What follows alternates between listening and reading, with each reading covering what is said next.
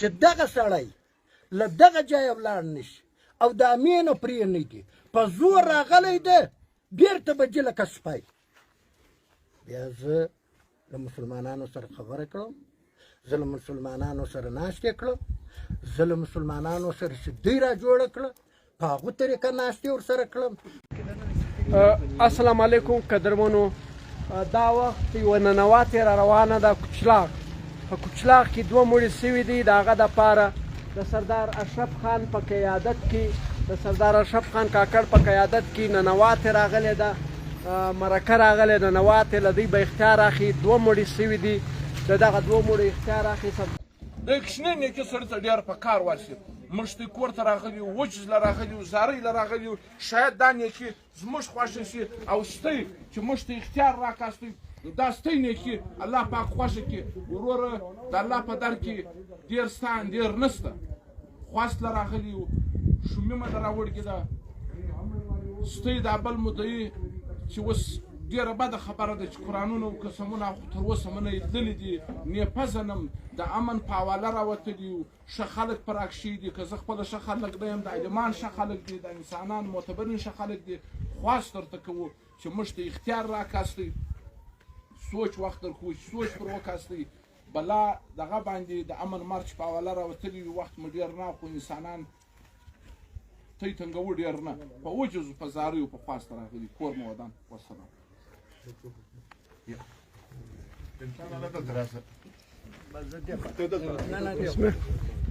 اعوذ بالله من الشیطان الرجیم. بسم الله الرحمن الرحیم.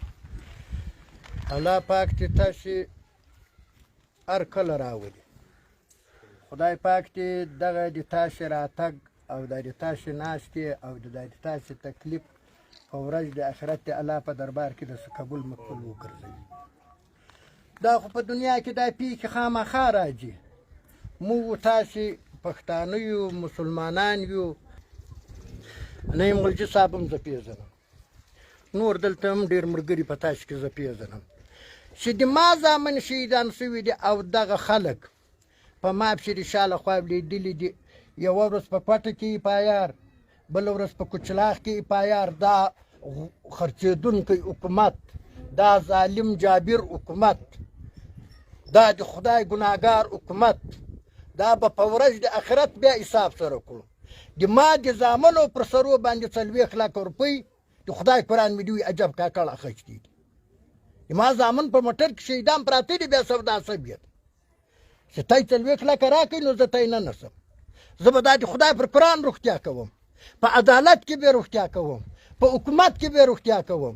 که څوک وایي چې ته د حکومت خلاف خبره ولې کړې چې سر مې کاټېږي په کلمه د خدای خو بیا وکړو. زه بیا هغه پښتون یم چې د ما د زامنو وینې بهیږي پر روډو باندې. سودا شروع ده چې زه د نه نسم 40 لکه روپۍ راکړم. کوچني زامن مې په پکین کې سردار صاحب دا د زړه له سوخته درته غږېږم، مست نه یم. له مستۍ مې د خدای واچوي که به مستي کړم. کوچني زامن مې په پکین کې په مدرسه کې سبق وایي. له دغو دوه ملایانو ته قرآن ورکه د دواړه ناست. د شپې یې ماښام پر لمانځه دا جرا ټولوي په کورو کې. نیولی ده، تړلی ده، په کوټه کې غورځولی ده، خولۍ ورتړلې ده، لاس یې تر شا ورتړلي دي، سترګې ورتړلې دي، اچولی ده. دا سړی وزې راولي د افزا دا د ډوډۍ پر بوی ډېره بیککه د جیل بلا شپې لکه سپی دی ده. د افزا دا کڼوالې ته ورګرځېدلی د اشپز ورګرځېدلی د هلک کې پروت. بیا یې راخستی د ډاکټر ته یې راوړی ده. ماخستن پر 12 بجې زه ورغلی یم. د پښین سېټو قسم ده که د ما یې پایار کاټه کړی نه ده کاټ کړی. تر 3 بجو د شپې ورته ناست وم چې ډېر خوږ یم، ډېر زهیر یم، اور به واخلي. دا کوچنی مؤمن دا اوس په بدي کې او په کړي مې څه دي، خو مړ هم زه یم، ټپي هم زه یم. نور ولې افغا کېږم، نور ولې تړل کېږم، نور ولې په کنډوالو کې لوېږم؟ څه مې په کړي؟ په دا بله ورځ یې وایي ټلیفون یې راوکړم، وایي ما یې پایار کاټ کړی، د خلک یې راغوښتي دي، ورځ یې ورسره تېره کړې، د کار یې ورسره برابر کړی دی، 15 غولبې یې راخیستې وي چې پایار به دغسې دغه پایار کاټ کړو یا چې به ضمانت وکړي. وایي ما یې پایار کاټ کړی دی، ما وایي پایار بس دی، ما هغه یې پایار و چې زه ته 3 بجو درته ناست وم، یا چې ته پوه شوې پایار دې پوه شو. خو زه ستړی شوم ته دې دغه وکړې پیشي وکړې ته دې کوچلاغ وکړې ته دې پټې وکړې یو سړی یم زړه مې په خوله کې دی چې ماښام دلته پرېوځم ګردۍ پوړۍ دلته راته کېدم سهار نوکی پرانده کپکي ها سوخ کړه ها توکه ها کړه ها توکه سړی هغه د راته اړولي دي مرچې یې راته جوړې کړي دي د کور پر سر موږ تاسو مسلمانان یو پښتانه یو اول وار سړی و هغه چا ته ورځي چې مرچې یې پرې کړي دي چې دا مرچه دې د څه دپاره پرې کړي دي په دا مرچه کې د څه دپاره ناست یې که وېرېدی نو خو تللی وې نه به راتلې نو خو نه وېرېږې دلته ځان ښکاره کوې دنیا ته نو زه تاسې ته خواست کړم وجز کړم تاسې ته ماته مه کړئ سردار صاحب ما او تا که په دیدن وي سره لیدلي ما د تا نوم اورېدلی ده بیا د ښه نوم ده ستایلي وړ ده نو د تا د خدای هر قدم د نیکۍ په تله کې در واچوي چې د تا تر کوره څه شی درځي چې ته د یو مسلمانانو د پښتنو په غم کې رارهیې او سره غرمه دې په مخ اخیستې وي تیل خپل تکلیف خپل بچیان خپل پرې ایښي د بل پر خاورو چې ورسره ناست نو دا بدله موږ تا ته نه سوای درکولی الله پاک دې و تا ته درکړي خو یوه خبره زه کړم زه دغه سړی نه یم دغه دیواله ته ناست یم زه د دنیا فیصلې زه هم کړم زه په مړیو کې هم ځم په مېړو کوکوتو پکې هم ځم و افغانستان ته مې هم خلک بیایي خو سړی ظالم ته ورځي چې ظالمه دا د ظلم د بچیان یې هم مړه دي شهیدان هم دي زخمیان هم دي ته کیسونه کړي دا یو ظالمه ته چې ولاړې لا په کلاشپلا کې پروت وې لا په لورلایي کې پروت وې لا په پېښور کې پروت وې ولې دلته رالې څه شی کړې وسته دلته دوکان دې خلاص کړی بازار ته راوتلی یې د چا پاتا ته ورغلی یې د چا د ګوډ د ړانده پوښتنې ته ورغلی یې چېرته راغلی یې دا معنا دا ده په پښتنو کې سردار صاحب لکه سړی چې پر پرهار مالګه اچوي پرهار که باندې که مالګه اچوي دا خو نه جوړي ولهم پرکې ده چې خور ونیسي او جوړ شي نو دا د ما په پرهار تر اوسه پورې مالګه ما ته دلته ډېر خلک راغلي دي ډېر د غلجي مشران راغلي دي ملک ولید دی راغلی دی یوسف خان راغلی دی ملک نعیم راغلی دی دا خلک ما ته ټول راغلي دي ما دغه خلکو ته ویلي دي په هغه طریقه ورسره غږېږم خو چې دی دلته پروت وي چې ټول پر بربادېږم زه په کور کې 14 نفر نور لرم نران چې ټول په یوه ورځ بربادېږم خدایي خبره له چا سره به کلمات خدای کوم سمه ده چې مهرباني یا ټیم وخت ډېر نه اخم او اخر دعوانا الحمد صحیح کور ودان کور نه مقدس خبره کوي حاجي صاحب کور ودان ډېره مهرباني ډېر ښې خبرې وکړې نو زه سردار اشرف ته درخواست کوم چې دی دې زیاته ده حاجي صاحب نه تنګوي حاجي صاحب مجلس موږ واورېدی حاجي صاحب ښې خبرې وکړلې